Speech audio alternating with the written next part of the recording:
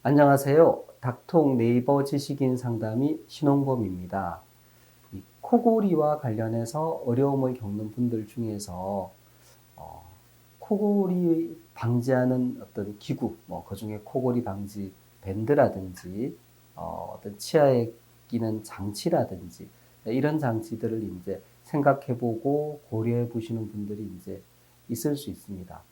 이런 것들이 이제 도움이 될까? 궁금해 하시는 분들도 당연히 있으실 텐데요.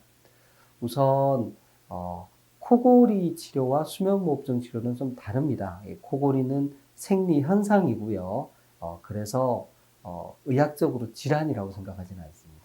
코골이 소음으로 인한 불편은 있고 그 소음을 줄이는 게 중요하겠죠. 한편, 코골이의 수면무호흡증이라고 해서 자다가 숨을 멈추는 수면 질환이 이제 동반될 수 있습니다. 이거는 의학적인 질환이고 여기에 대해서는 수술이라든지 구강내장치, 특히 양압기 치료 등등이 있습니다. 그러면 우리 수술, 구강내장치, 양압기 치료와 코골이 방지 밴드, 간단하게 치아에 무는 장치의 그 효과의 차이는 어느 정도가 되느냐? 사실 이게 비교가 하기 힘든 게요. 수술, 구강내장치, 양압기는 의학적으로 임상 연구가 많이 돼 있습니다.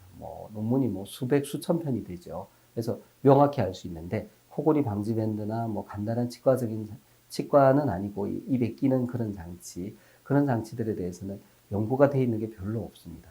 그래서 그것의 효과를 잘 알기 힘든데 한 가지 이제 중요한 거는 그런 치료가 정말 효과가 있다면 이제 병원에서 처방하는 형태로 발전을 했을 것이고 병원에서 이제 그 치료를 주로 사용을 했을 겁니다. 그래서 우리가 코골이 방지 밴드와 같은 그런 경우에는 코골이 소리를 줄이는데 이제 도움이 되는 경우는 있습니다. 근데 그게 수면무호흡증까지 의학적으로 문제가 없는 수준으로 좋게 만들어준다라는 의학적 그러니까 임상 논문을 뒷받침 받는 그런 연구는 현재까지는 이제 없는 것 같다.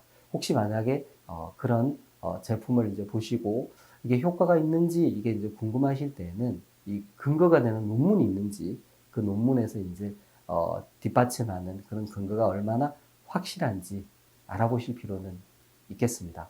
어쨌든 코골이 수면무호흡증이 있을 때는요. 표준적인 의료 절차는 수면다운 검사를 통해서 진단을 받고 또 비수술적인 치료로 우리가 양압기 치료 등을 할 수 있습니다. 다 건강보험이 적용이 되니까 비용적으로 부담도 크지 않습니다. 네, 이상입니다.